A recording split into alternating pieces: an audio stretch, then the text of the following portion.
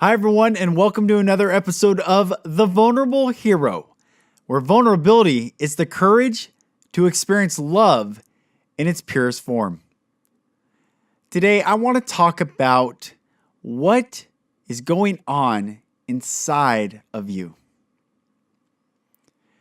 For many of you, and I would say for majority of you, because I know it happens with me, there are what seems to be a million thoughts that run through your head. All the while, all we really want is just to be happy, just to find peace, and just to live the life that we want on our terms, not held back by other people's opinions, guilt, shame, or the limiting voices inside our head. However, sadly, we get stuck. We get stuck on this hamster wheel where the questions, the questions. Am I good enough? Am I smart enough? Am I talented enough? Maybe I'm doing something wrong. Maybe I need to reach out to this person. Maybe they're upset with me. Oh, they don't like me, or they don't think what I'm doing is right. Or they think I need to change, or is my boss happy with me? Am I gonna get fired? Do my coworkers like me? All these questions, the list goes on and on and on. Exhaust us. They exhaust us. And after a while, on your own volition, you can only go so far. And then you either numb the voice, numb the questions out with drugs, alcohol, media, sex, some addictive replacement to the peace that you truly desire. Or you get to look at them, look at the questions, look them straight in the eye, and ask the questions, where do you come from? Where do you come from, oh question that runs in my head? Isn't that a fascinating thought?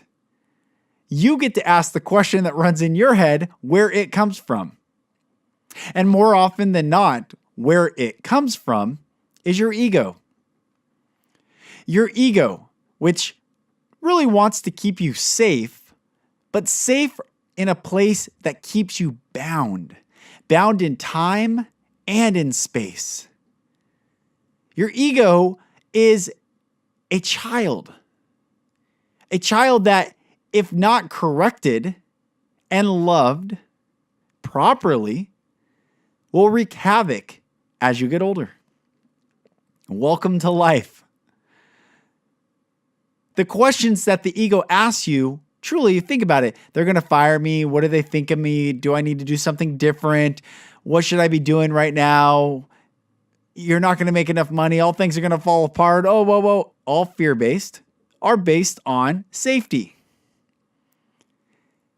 But they're not based on power.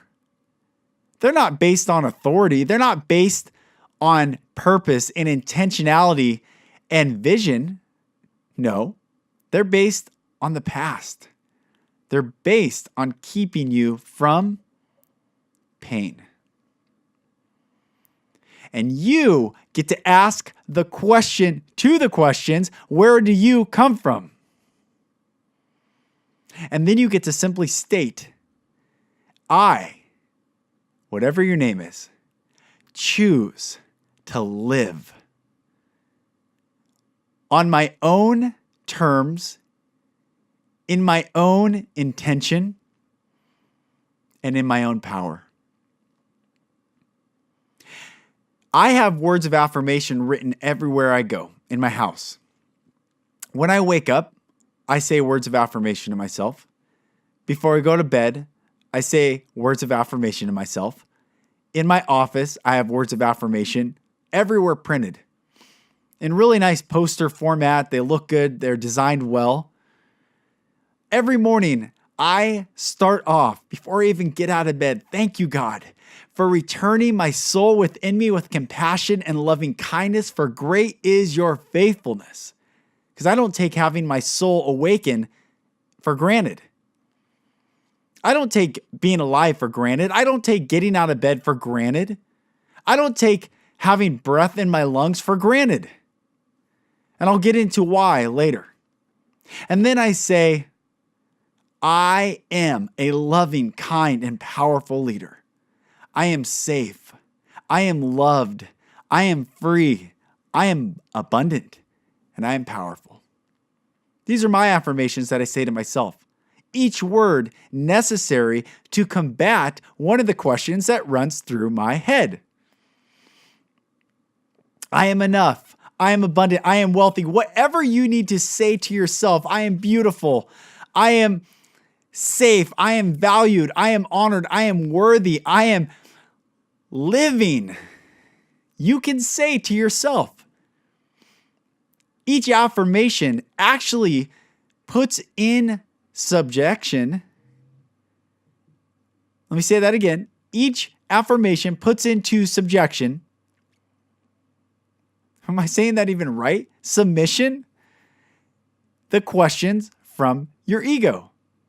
Meaning they will be subject to and submit to your intentionality when you affirm yourself. So many of us, the whole world is lacking love. The whole world is lacking love. Love constantly gives. You can only give to something that can receive from you. So you can only love someone who is able to receive your love. That's why using the word love to inanimate objects is inaccurate, because you cannot love something that cannot give back and receive your love. And them receiving is the giving back to you. You feel better because they received your love. We have misused the term love to mean nothing different than that's dope or that's sick when we think something's cool. And cool when we think something's neat. Or neat when we think something is pleasant. These words get so twisted. Yet we get to love ourselves. Ourself. You and I are created to stand in love, to be in the presence of love, to receive love. We are created to receive love because we are loved by a creator God who is love, who loves. And we are to love what love loves, and love loves love.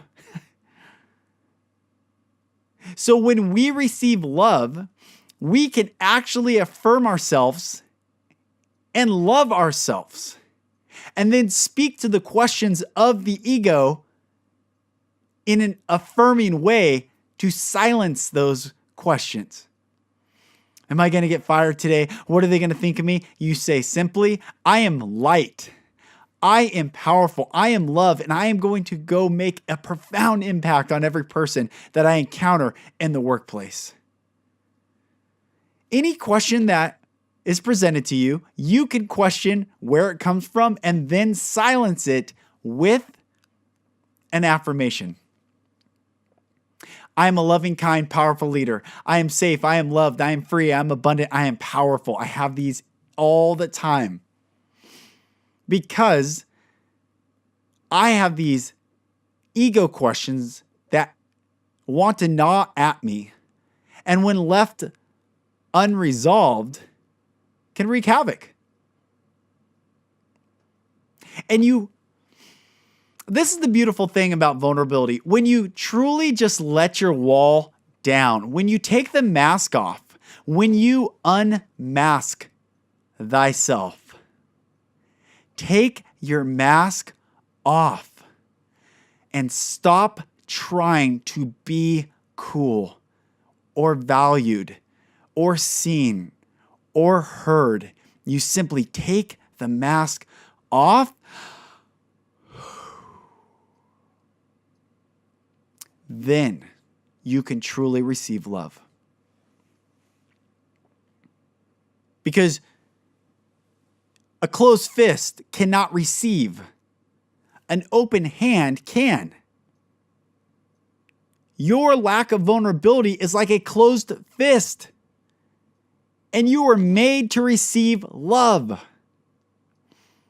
But when we stay in the lack of vulnerability and we go out into the world, we are like this fist. And fists are made for one purpose, and that is to create a destructive impact. Think of that. Fists are made for one purpose, and that is to create a destructive impact. You, though, can change your fist into an open palm. You, though, can unmask and become vulnerable. And that's why I define vulnerability as the courage to experience love in its purest form. Courage, defined as being afraid, yet doing it anyway. Courage doesn't mean you have no fear. Courage means when you have fear, you overrule your fear and continue forth. So vulnerability is the courage to experience love in its purest form. Why this is so important, my dear friends, my brothers and my sisters, is this world, as it spins faster and faster, and as people's opinions are to only divide, we get to ask ourselves a question. Will I stand in the power of love? Will you stand in the power of love? Will we stand in the power of love, or will we not? If we don't, we have no place to complain about what happens in the world. Don't curse the darkness if you don't want to be a candle. Don't curse the hatred if you do not want to increase love. Don't curse the judgment if you don't want to increase vulnerability. However, when you stand in the power of love, when you stand in the power of vulnerability, you become the permission for every person around you to experience it themselves. And living is our greatest purpose. To live. And why I started this podcast episode asking about who's in control and what questions run through your mind. It's the ego keeps you from pain, yet it also keeps you from living. The irony is it wants to keep you so safe, it actually suffocates the life out of you. When I was 20 years old, it was November. It was, how many years ago? 2001, November 2001. 17 years ago. I attempted to end my life by driving off a bridge. I unbuckled my seatbelt, I floored it, and I tried to drive off a bridge to end my life. A semi-truck honked its horn. We both swerved. I reacted because I didn't want to hit the semi-truck, but I became incredibly angry that I didn't die. It was one of the most indescribably painful, confusing, terrifying, horrible moments of my life. And I will explain and talk more about that because I know I'm not alone. There's many people that think about suicide and attempt suicide some successfully that we'll never get to talk to again. But there are many of you who have thought about it, who are listening. And even though I didn't die that night, for many years, for 14 years of my life, I called it getting snipered, where I would be doing okay, but then I would just want to get out of my body. I needed to escape because I had never dealt with the trauma in my life. So every 3 months, or when things didn't go well, or if my job wasn't going well, or if my ego actually got its way, I would want to escape myself. And it wasn't until I went through an emotional intelligence training where I experienced unconditional love from a group of strangers. I had no idea who they were, which is why they're strangers, that I was able to process every single painful memory and moment of my life without judgment and without fear of being judged. And I experienced freedom and healing that I didn't even know was possible. I have searched it all.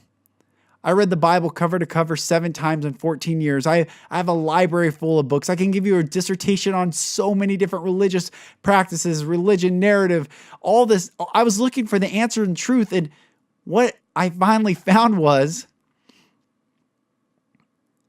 it's not love or truth. It's love and truth.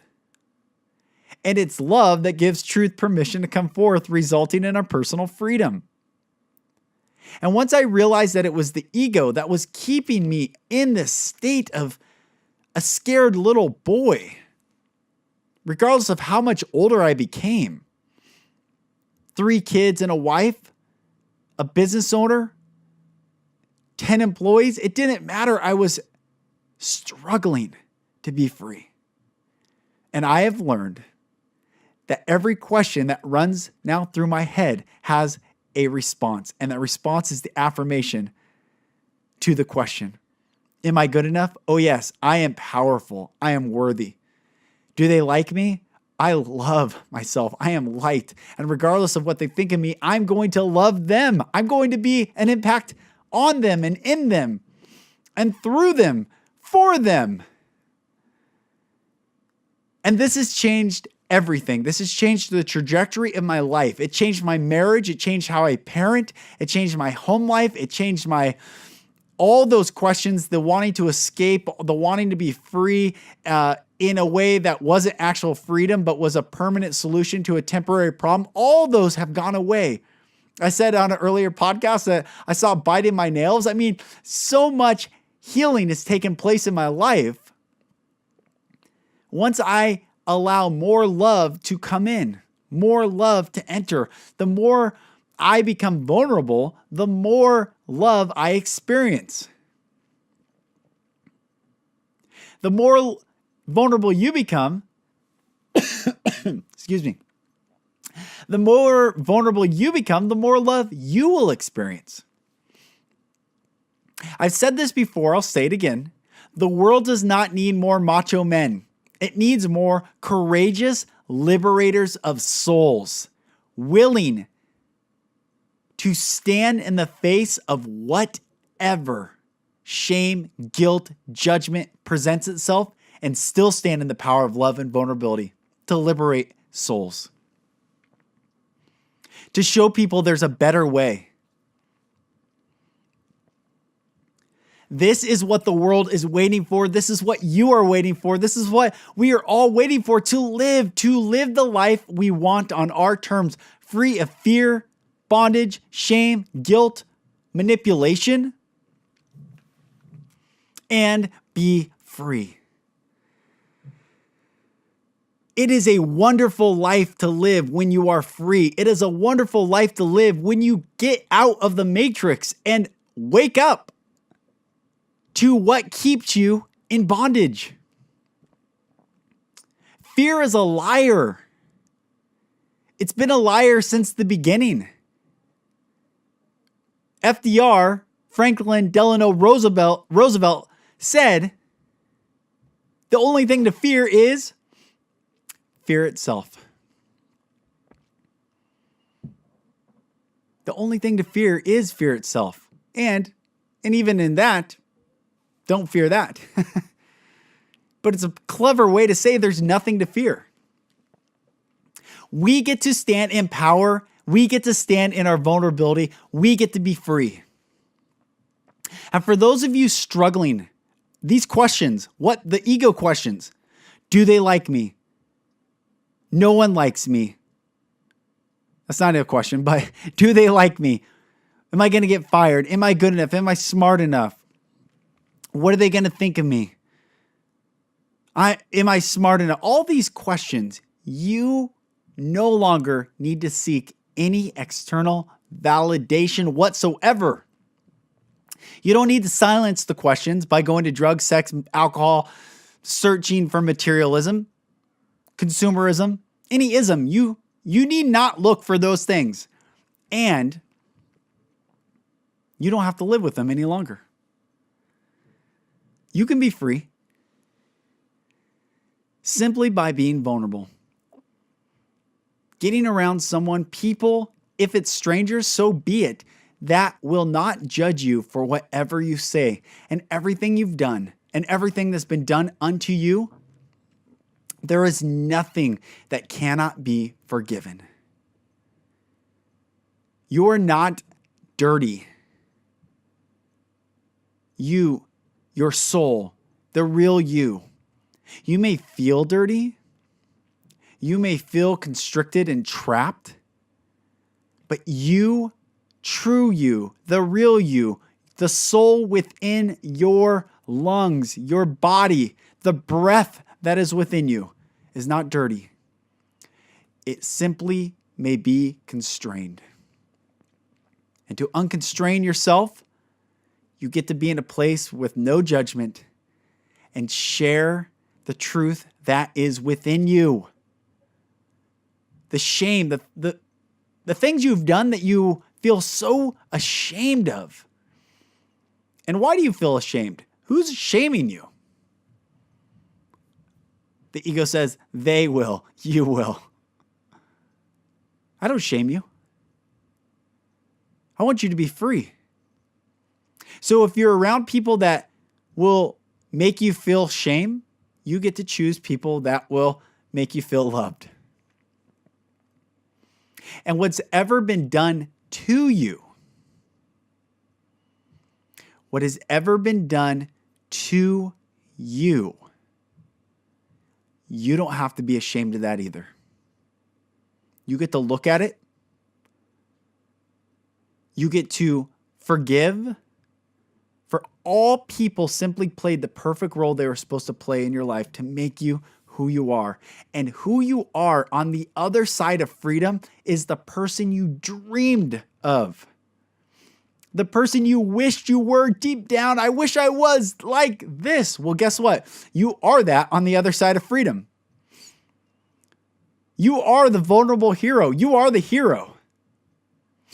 On the other side of vulnerability is heroism. So, whatever's been done to you, you no longer have to carry that shame, that guilt, the confusion. There's so much confusion. And that confusion never came from love. It never came from love. The shame has never come from love. The pain has never come from love. The hurt has never come from love. Those questions that you ask yourself about, are you good enough, have never come from love. The fear have never come from love, has never come from love. None of it which holds you back has ever come from love. This is so important to understand.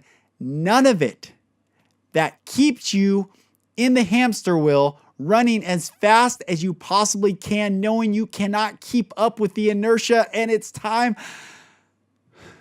to possibly quit. None of that has come from love. Love makes us free because it allows truth to come forth. And truth is what ultimately makes us free, but is a byproduct of love. Love inspires, love uplifts, love gives.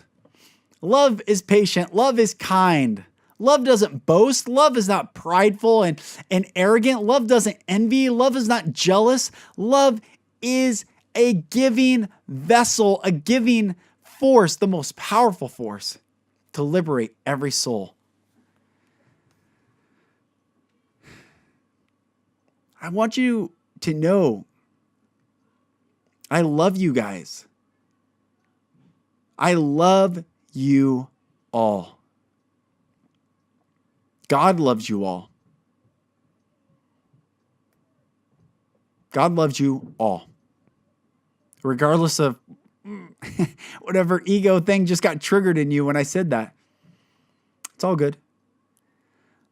Love loves you.